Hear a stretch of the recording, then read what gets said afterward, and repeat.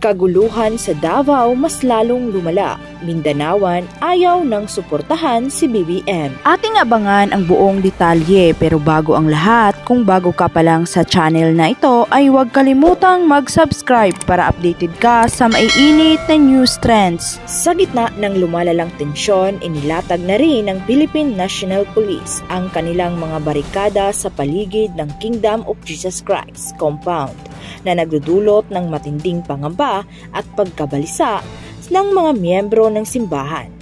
Ang hakbang na ito ay naganap isang araw matapos ang kontrobersyal na pagpapahinto ng pulisya sa isang prayer rally ng KOJC sa kabila ng pagkakaroon ng permiso mula sa lokal na pamahalaan ng Davao City noong August 26. Mahigit 70 hours nang binabakuran, iniinspeksyon at ginalugad ng mga tauhan ng PNP ang naturang compound sa pag-asang mahanap si Pastor Apollo Quiboloy at ang iba pang hinahanap na mga akusado.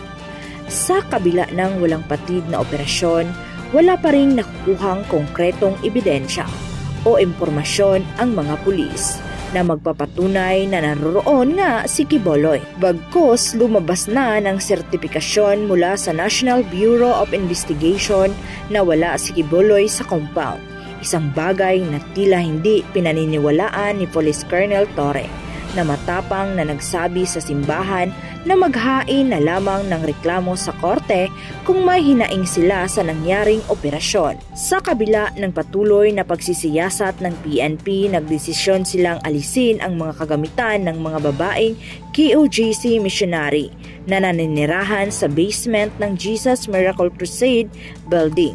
Bandang alas 4 ng madaling araw, puwersahang binarina ng mga pulis ang basement ng nasabing gusali na pinaghihinalaang isang lihim na hideout ni Quiboloy. Ang walang patid na operasyon na ito na isinagawa ng walang pagpayag sa presensya ng legal na kinatawan ng simbahan ay nagdulot ng malalim na pagkabahala at pangamba sa mga miyembro ng KOJC. Nagmistulang war zone ang paligid ng compound na kung saan patuloy ang pag-ikot at paghahanap ng kapulisan. Ilang bisis na nilang ininspeksyon ang iba't ibang bahagi ng compound sa loob ng halos 4 na araw. Ngunit hanggang ngayon, bigo pa rin silang makahanap ng anumang indikasyon na naroon si Quiboloy o ang mga akusado.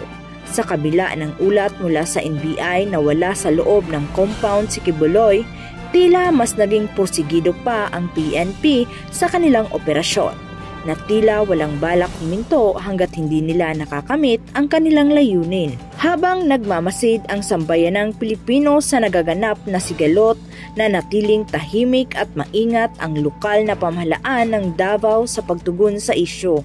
Sa bawat oras na lumilipas, lalong umiigting ang tensyon at nagiging masalimuot ang sitwasyon sa pagitan ng PNP at ng KOJC, na tila nagbabadya ng mas malalim na crisis na maaaring magbunga ng mas seryosong epekto sa kalagayan ng batas at karapatan ng mga mamamayan. Habang patuloy na naghihintay ang publiko sa magiging kalalabasan ng operasyong ito, isang mahalagang tanong ang nananatili sa gitna ng lahat ng ito.